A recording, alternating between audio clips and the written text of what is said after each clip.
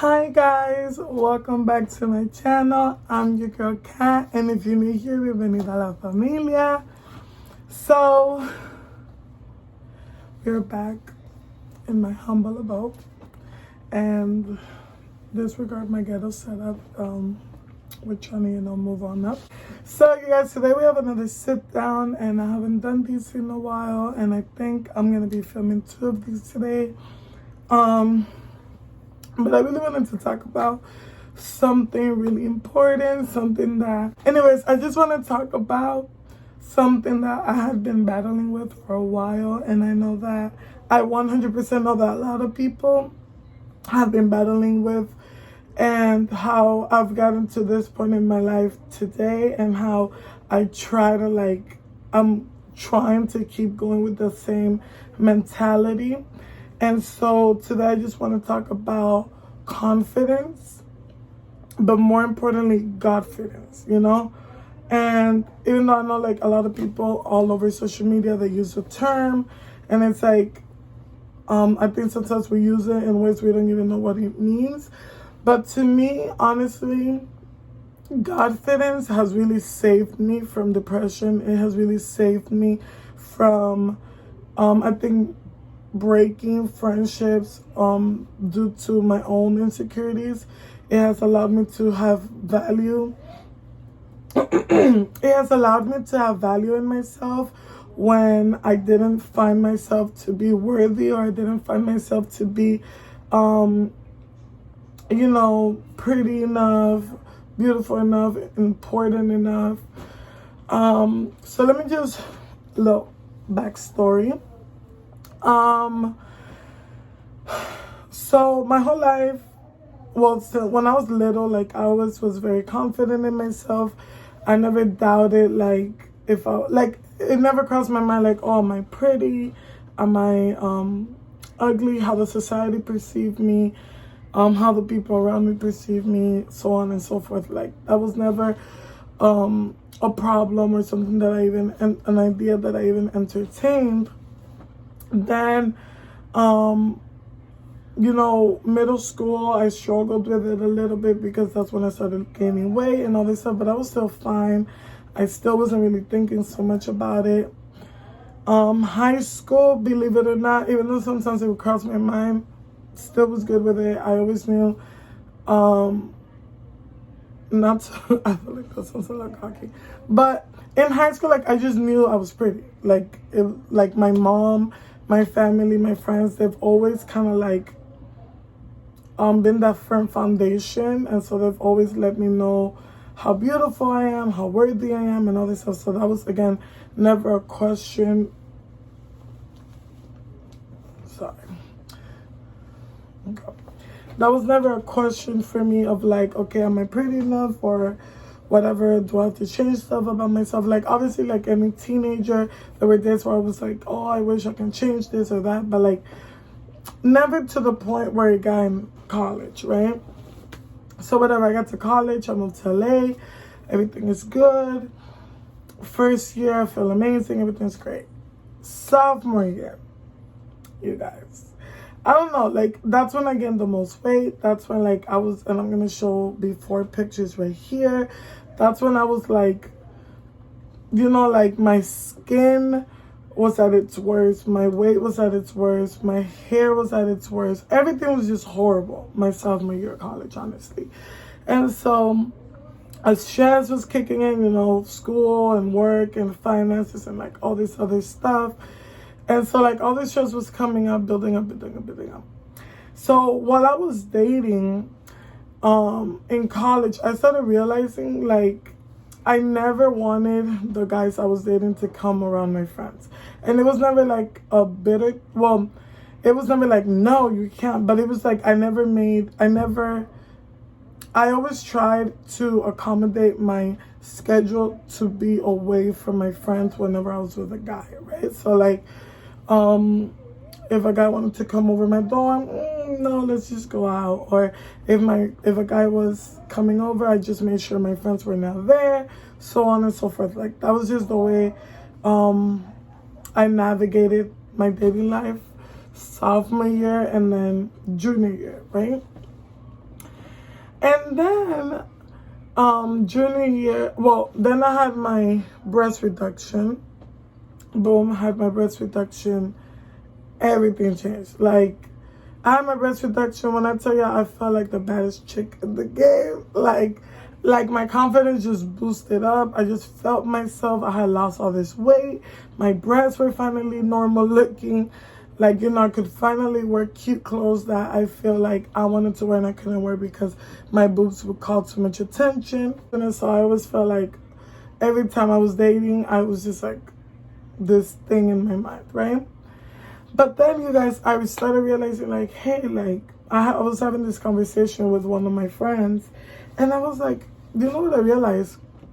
That before, I never wanted guys to come around you guys because I always felt like I didn't want them to see how much more beautiful my friends are than me.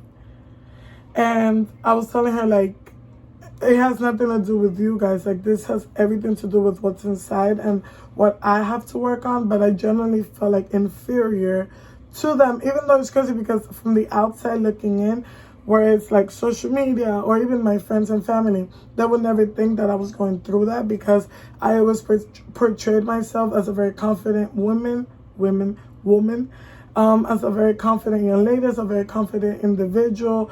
I was always taking pictures and this and that.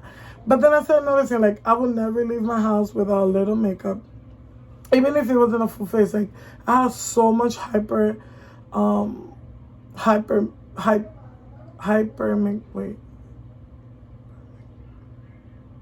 Guys, did I forget the word? Hypermentation? No. Mentation? What? Guys, I know this word. I literally was just talking about this. Anyways, hypermentation, whatever, like, all this, right? Like, I had all this. But it was, like, really bad, like, super bad. And so, yeah, like, I just was very self-conscious about that. And, like, all these stretch marks. My hair, that was before I went natural, so my hair was, like, super damaged and thin. It was just like all these things and all like this, my own personal insecurities. And I was like, yo, like, how do I, like, I don't know how to explain it. Like, how can I move from this? Like, it's not okay for me to feel bitterness, not even bitterness, because that's not really what I felt. I just felt very insecure. Like, I just didn't want guys to see my friends and me together. Like, I didn't need the comparisons, especially because my friends are gorgeous, like gorgeous individuals. And so I just didn't feel like I was pretty. And so it was like all these like issues. And I love because being able to open up to my friend about them, those insecurities that I was dealing with, it opened the dialogue to like even talk about like, hey, like, maybe I hurt you from the way that I was treating you, because again, hurt people do hurt people. And I feel like when you're unconsciously self-aware, when you're unconsciously bitter towards people, or you have all these insecurities, unconsciously insecure, I feel like sometimes it can come out in ways that we don't even know it's coming out. And so, like, it opened that conversation with my friend of saying, like, hey, like, I hope you know that it was coming out from my own, like, personal pain and things that I was dealing with. And so, all this other stuff. And, that's when I started to really dig deep into what is inside, because at the end of the day, what's out, like, I'm not going to lie here and say the only thing that matters. I mean, generally, I feel like the only thing that should matter is what's inside. But we're very, what's the word? That's my vocabulary. We are very, faulty individuals, okay? I feel like we're just faulty. Like, we don't see things the way I feel like God wants us to see it. We don't treat each other or see each other in the way that God sees us and treats us and would love for us to be with each other. So like, I feel like we're so worried, like we say we care about what's inside, and obviously that matters. But the first thing you see in someone is not their inside beauty. Like when you're looking at someone from afar, you don't see that they're a good person. You don't see that they're kind and loving and giving. All you see is their physicality, right? And when I saw myself, I didn't see beauty. I didn't see someone that I would even be attractive to. And yeah, like it took everything in me to really grab everything to want to love myself. Like I would tell myself, like, Kat, you're beautiful, Kat this, Kat that. And sometimes I actually did believe it. There were days where I actually did, but most days I was fighting. Yeah, I was fighting to feel worthy. I was fighting to feel something connected to me. I almost felt like I was having like an outer body experience of like, I don't feel like me and my body connect. Like I just don't feel like this is what I'm supposed to look like. I don't feel like this is what, like this is not my best, you know? And then I just decided one day, I was like, yo, like, we gotta do something. Like, one, we gotta start working on yourself, but two, you gotta fix what's within. Like, something gotta connect where you love yourself in every stage that you're in. So, junior year, really senior year, I started working on myself more, eating a little healthier, walking a little more, yada, yada, yada. Praying, y'all, like just praying. And then moving forward to like where I am now, where I can honestly say, like, am I physically where I want to be? No. But y'all, when I tell you I mess with me heavy, like it's almost like I be having conversations with God all the time. And I just been telling him like, yo, it's because I know how much he loves me that it's like, yo, how can someone so great love me as much and me not love myself?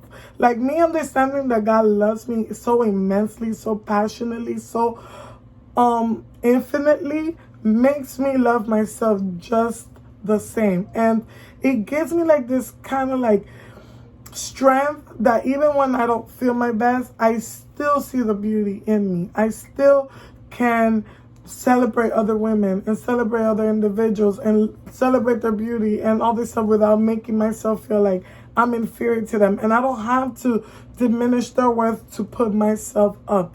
And that is what Godfidence has done to me. It has allowed me to know that I am the daughter of the Most High. And because of that, I should handle myself accordingly, right? So, the honest truth that I can say about how I got here and how long it took, because this wasn't an overnight thing. It wasn't I believe and I pray and now it happened. No, this has been like 2-3 years in the making. And now is when I truly feel like if you guys notice, even my videos, like I allow you guys to see blemishes. I allow you guys to see some, like can't say it here, but like my stretch marks, right? All this stuff. Like I allow you to see sometimes like me chichos and my dark spots. Not completely, because I'm not gonna sit here and lie. Like there are times where like I cut videos off and I'm like, I don't like the angle, the lighting, the color. Like obviously I'm human and it's still like a work in progress, right? But to think back of who I was and how I saw myself then and where I see myself now, I'm telling you right now, I probably would not be here if it wasn't because I feel God's grace every day. If it wasn't because even in the moments where I don't feel connected to my faith, even in the moments where I sometimes feel like, are you listening to me? Even in those moments, I still feel this immense peace inside of me that allows me to know that he is listening, that he is there for me, that I am his daughter, that he does see me, that he does believe in me and respect me and love me. And so that confirmation, that affirmation allows me to reassure myself as well. It allows me to just say, God, thank you. Thank you because I would not be here without you. Thank you because I don't know if I would have as much self-worth without you. Thank you because I'm able to not allow man to validate me. And that's another thing, because for the longest time, I didn't feel worthy unless a man wanted me. I didn't feel worthy unless a man wanted to have sex with me. How crazy is this? Where like my validation came from other people's sexual views with me, right? Not that I ever acted on them, but like when men would like show attention to me, that would make me feel like, oh, okay, well, I'm pretty or whatever. What? And God's grace, y'all, like God's grace took me through it all. Because imagine if I would have been so broken to allow myself to give my body to anybody and everybody so that they can give me some type of worth. Imagine if I would have gone around feeling like just allowing myself to be used for somebody else's pleasure just because I didn't feel worthy on my own. And that was God. That was God that was protecting me. That was God that would always I always felt like maybe I was just scary. No, that was God reassuring me and telling me like, girl, don't do it. Don't do it because there is so much more to you than this. This is not going to give you the worth. This is not going to make you whole. This is not going to validate what you're feeling, because you first got to believe that the Father loves you unconditionally, that he created you in his image, right? And so how did the most perfect person in the entire universe create you, right? He created you, the beautiful you, the perfect you, the capable you. He created you just like he created me. And so understanding how much he loves me allowed me to understand I need to love myself too, right? I need to love myself enough to know that a man does not validate me. I need to love myself enough to know that it doesn't come from others' perception of you. It doesn't come from their validation. It comes from God and it comes from you. You need to accept yourself. You need to love yourself. You need to embrace yourself so that others can see that light. And so now all the time I see people saying like, oh girl, you're shining. I see this light in you. You're glowing. Yeah, that's God. That's his love. That's his mercy. That's all over me. Like just talking about it makes me want to cry, because there were days where I just didn't understand why I was in this world. I didn't understand why. Like I just it didn't click for me until now that I'm slowly living in my purpose. Now that I know, like, you know, you're here for a reason. And as long as you're here, as long as we're breathing, as long as there's another tomorrow, your purpose here has not been. We're breathing, we still have a purpose. We still have something to do for God. We still haven't reached what God wants us to reach, right? So knowing that allows me to have peace in me. It allows me to feel confident. It allows me to feel sexy. It allows me to feel worthy. It allows me to do all these things without having to allow other people to validate me, right? So now when you come to me, you must address me accordingly. You must know that I'm the daughter of the Most High, honey. God is my Father, and so you can't approach me any type of way. You can't just want to put me in bed with you. You can't. There's a level of superiority that I feel, not over other people, but over anxiety, over depression, over doubt, over bitterness, over all these feelings that just want to keep us down and keep us locked.